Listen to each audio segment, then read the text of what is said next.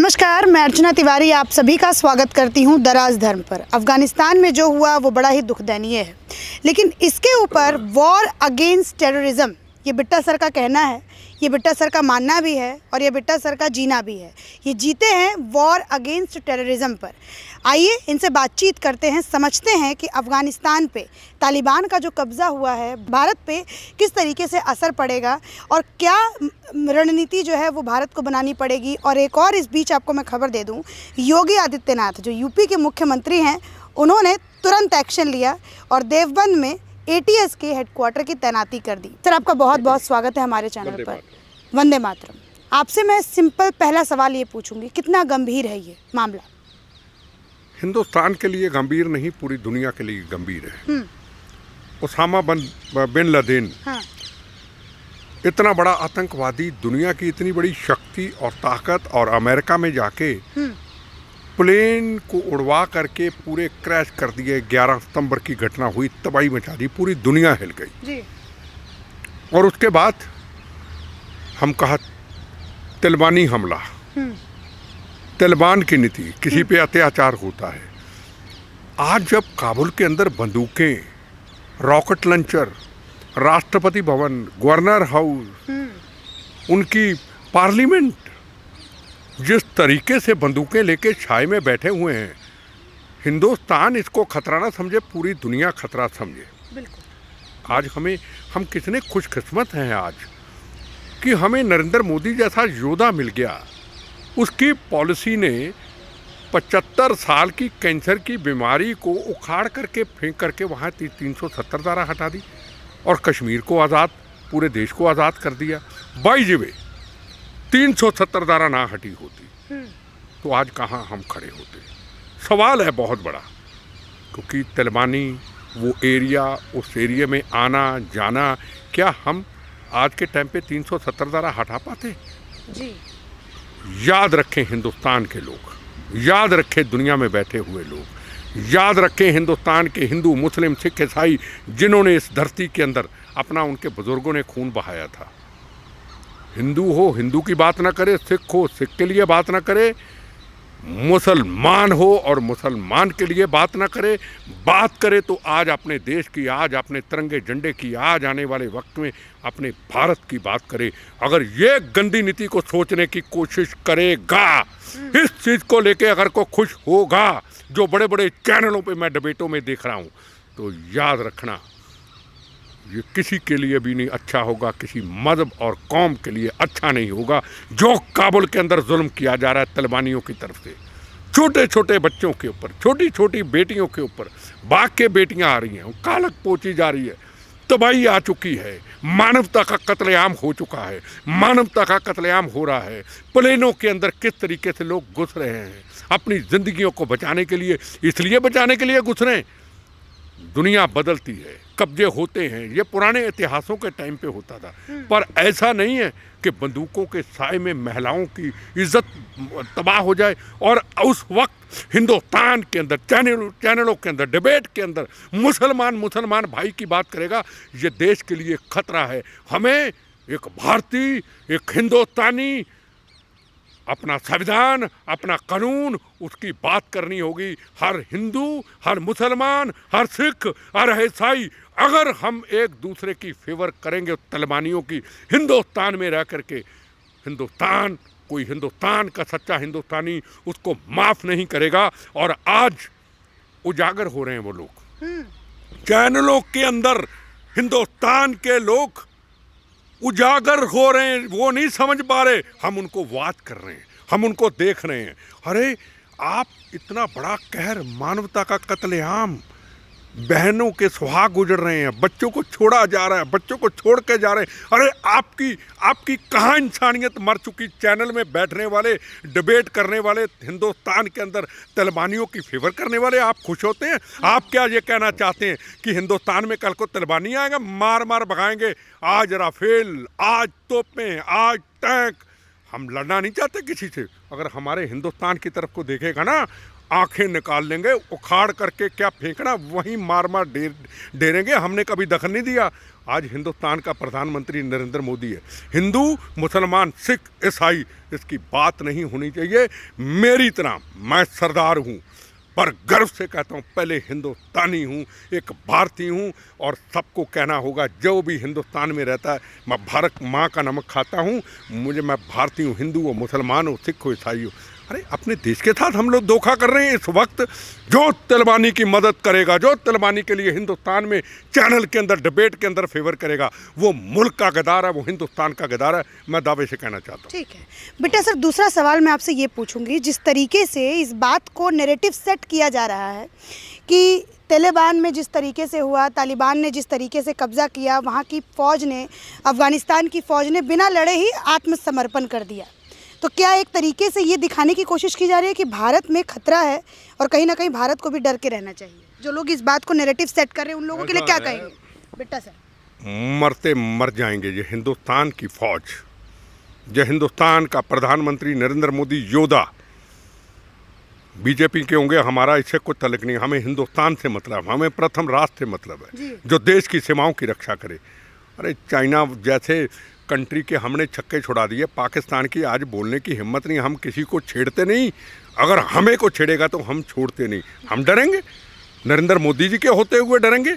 अपनी सीमाओं की, मातृभूमि की सीमाओं की रक्षा करते हुए जवान जो हैं वो डरेंगे क्या? चाइना के लोग आए थे, एक गुरतेज सिंह पंजाब का, वो भारतीय, वो सच्चा सिख, कृपान निकाल करके 25 सैनिकों को मौत के घाट उतार दिया था। क्या कहा था? वाहिगुरु जी का खालसा, वाहिगुरु जी की फतेह। ऐसे हिंदुस्तान के अंदर अब्दुल हमीद जैसे बड़े योद्धे हैं जो शरीर पे बम बांध के बड़े बड़े टैंकों को तबाह कर दिया था। हिंदुस्तान योद्धों का मुल्क है। भगत सिंह, राजगुरु, सुखदेव, रानी झांसी, तांतियाँ टोपे, जलियांवाला बाग के हिंदू, मुस्लिम, सिख ईसाइयों का देश है। ये देश वो नहीं है। हाँ, हम तलिबानियों की तरह नहीं काम करते हैं। हम जब फायर करेंगे तो पूरा ठोक के करेंगे, पहल कोई करके दिखाए, हमारी तरफ बुरी निगाह देख के दिखाए। पर हिंदुस्तान के हर व्यक्ति जो हिंदुस्तानी है, प्रेयर करे नरेंद्र मोदी की उम्र लंबी हो। मैं तो सुबह उठ के प्रेयर करता हूँ। मैं फिर कहता हूँ मेरा बीजेपी से मैं जब भी मंदिर गुरुद्वारे होता हूँ, मेरे सामने उसका आज का रूप नज़र आता है, दाढ़ी रखी हुई। मेरे लिए फरिश्ता है, मेरे लिए योद्धा है। जिस हिंदुस्तानी को इस मुल्क से प्यार है, कांग्रेस, बीजेपी, सीपीएम, सीपीआई की बात अब नहीं होनी चाहिए। अब होनी चाहिए अगली राजनीति की कि देश को चारों तरफ से बचाना कैसे है। और ऑल पॉलिटिकल पार्टी तालिबान के, काबुल के, अफ़गानिस्तान के हालात को देख करके एक मीटिंग करे, और मीटिंग करके उसमें प्राइम मिनिस्टर हों, सारी पार्टियों के लीडर हों, सब ऑल पॉलिटिकल पार्टी छिकवे गले छोड़े। अब देखा क्या हुआ, किस तरीके से भाग के आए और कब्जा कर लिया। फर्ज करो 370 धारा ना हटाई होती तो फिर क्या होता? क्या ऐसे हालात हिंदुस्तान में बन सकते थे? क्या बन सकते थे? क्या आज हमने पिछले 6 साल के अंदर अपनी सीमाओं को मजबूत किया। हमारी राजनीतिक लड़ाइयाँ चलती रहती, पार्लियामेंट में चलती रहेंगी, पर आज राजनीतिक लड़ाइयों को छोड़ करके, तलिबानियों को देख करके, अफ़गानिस्तान को देख के हमें सबको अपनी आंखें खोलनी है। हिंदू हो, मुसलमान हो, सिख हो, ईसाई हो, बार बार नाम ले रहा हूँ मैं, इशारा कर रहा हूँ मैं सबको, हिंदुस्तानी कहना होगा, भारतीय कहना होगा। जो इस वक्त गंदी भाषा का प्रयोग करेगा वो एक्सपोज हो रहा है। आओ एक्सपोज हो जाओ, जो चैनलों में आ रहे हैं, जो तलिबानियों की मदद कर रहे हैं, आपका इलाज भी अच्छी तरह करेंगे। आपने अभी कहा कि इस समय नरेंद्र मोदी जैसे प्रधानमंत्री की हमें ज़रूरत है और हम बहुत शुक्रगुजार हैं कि हमें वैसे प्रधानमंत्री मिले हैं। आपके लिए वो फरिश्ता हैं। लेकिन एक नाम है मुस्लिम नेता ओवैसी, जो कहते हैं कि इनको 7 साल में मोदी जी फेल हो गए, तालिबानियों से बातचीत करना चाहिए। ऐसा है। हाँ।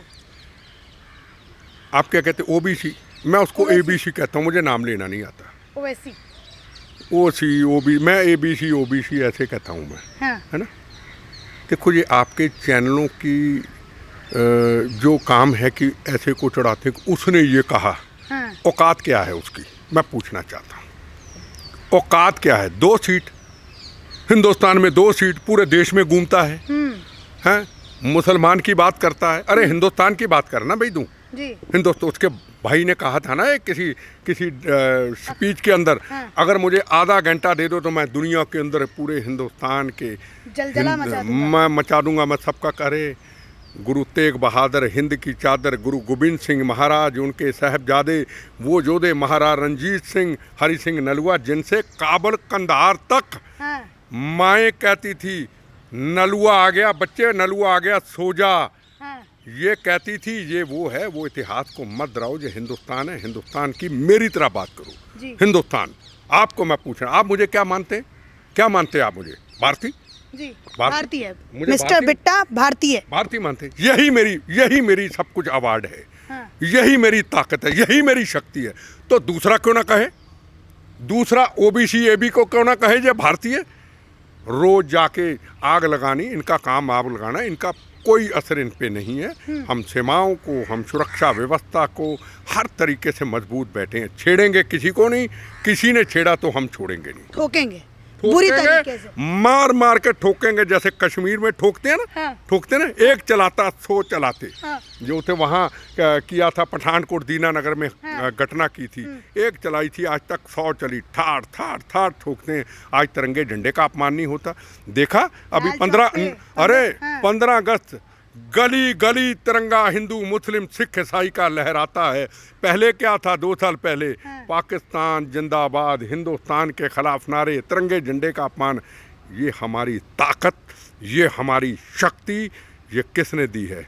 उस योद्धे नरेंद्र मोदी ने। फिर कहूँ होंगे बीजेपी के, हमारा योद्धा है नरेंद्र मोदी। ये पॉलिटिकल पार्टियों के तो छोटे छोटे स्वार्थ हैं कुर्सी सत्ता के। प्रथम राष्ट्र होना चाहिए, आज नहीं तो कल जाना है। तेरा वैभव अमर रहे, हम दिन 4 रहे ना रहे। कौन सी पार्टी, कौन सा हिंदू, कौन सा मुसलमान, कौन सा सिख, कौन सा ईसाई, तेरा वैभव अमर रहे, हम दिन 4 ना रहे। भारत की सीमाएं, भारत सुरक्षित होना चाहिए तालिबान और काबुल की तरफ और अफगानिस्तान की तरफ। ये सारी पॉलिटिकल पार्टियां देख लें क्या हालात हैं, और हिंदुस्तान को भी देख लें, और ये भी देख लें इनके पीछे चाइना है, इनके पीछे पाकिस्तान है। दोनों हमारे दुश्मन हैं। हाँ। दोनों हमारे दुश्मन है। तीसरा दुश्मन आ गया अफगानिस्तान तालिबानी। अगर अब भी पॉलिटिकल पार्टियों की आंखें नहीं खुली तो देश के साथ गद्दारी करेंगे ये लोग। ठीक है सर, अब एक और नेता के बारे में, एक मुख्यमंत्री के बारे में आपसे मैं जानना चाहूँगी, योगी आदित्यनाथ। जैसे ही तालिबानियों ने अफगानिस्तान में कब्जा किया, तख्ता पलट किया, योगी जी ने देवबंद में जी एटीएस की तैनाती करा दी, हेडक्वार्टर वहाँ पे बनवाने का सोच रहे हैं योगी जी। क्या कहिएगा? अगर आपको एटीएस का बताऊँ तो एंटी टेररिज्म स्क्वाड। देखो, मैं ये नहीं कहूँगा कि अफगान के ऊपर ऐसा हुआ तो योगी जी ने ऐसा कर दिया। वो योगी भी है, उसको भी योद्धा कह सकते हैं। हाँ। मैं जब बड़े यूपी के क्राइम थे, हालात थे, रोज़ बहनों के सुहाग उजड़ते थे, लूटपाट होती थी, कत्लेआम होता था, पॉलिटिकल मर्डर होते थे, तो मैं सोचा करता था कि यहाँ भी पंजाब के केपीएस गिल जैसा कोई गवर्नर होना चाहिए जो निकाले, ठोके, चल आगे भाई। हाँ। गोली मारो, आग लगाओ, राख इनकी दरिया में फेंको। हाँ। मैं सोचा था 5 साल गवर्नर रूल होना चाहिए। जी।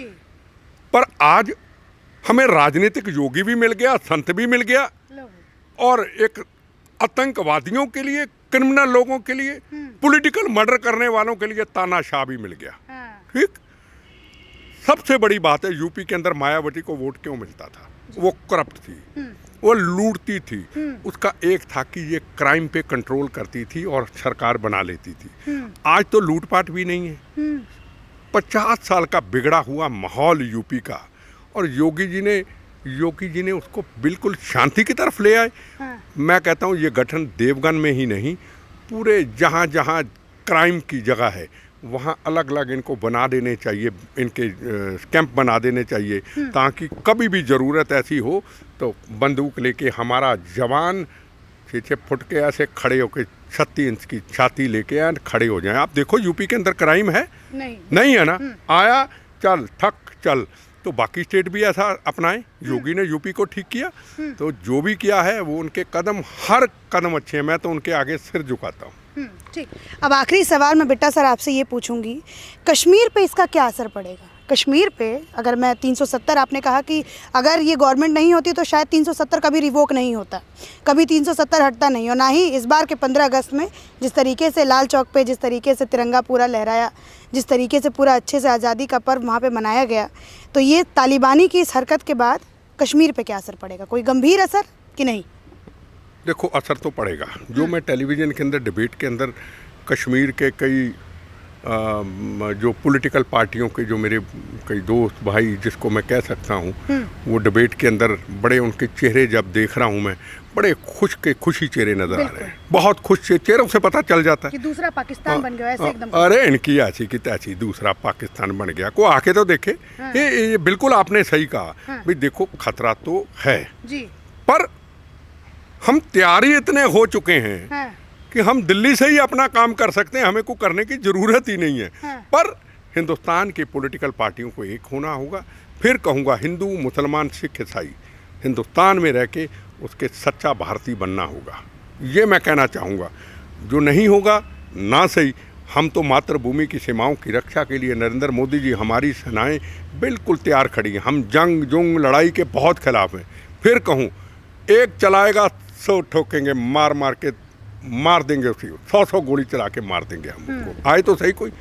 और मैं कहना चाहता हूँ टेलीविज़न पे डिबेट करने वाले मेरे दोस्तों, अपने अपने चेहरों को नकाब और करो ताकि हम आपको देखें कि आप खड़े कहाँ हैं जी। मैं हूँ ना, पूरे आता हूँ चैनलों के अंदर, आपसे बात करता हूँ। तिरंगे झंडे का अपमान हुआ, लाल किला के अंदर ठोक के बोला ये तिरंगा झंडा हिंदू मुस्लिम सिख ईसाई का है, इसकी तरफ आँख उठा के देखिए। अभी शिमला में गया, खालिस्तानियों ने कहा हिमाचल के अंदर तिरंगा झंडा नहीं लहराने देंगे, वहीं बयान दे के आया मैं आऊँगा, और शिमला में झंडा लहराया क्योंकि मैं भारतीय हूँ। ये पहचान हर कौम हर मज़हब को बनानी पड़ेगी। फिर इस देश की तरफ कोई देख नहीं सकता, देखेगा तो हम आज तैयार खड़े हैं। चलिए, इसी के साथ ये थे बिट्टा सर जो आज हमारे साथ जुड़े। इन्होंने अपनी सारी बातें रखी और ये भी बताया कि आज का भारत वो भारत नहीं है जो शायद कभी किसी से डर जाए और कभी किसी से हार मान जाए। इसी के साथ धन्यवाद।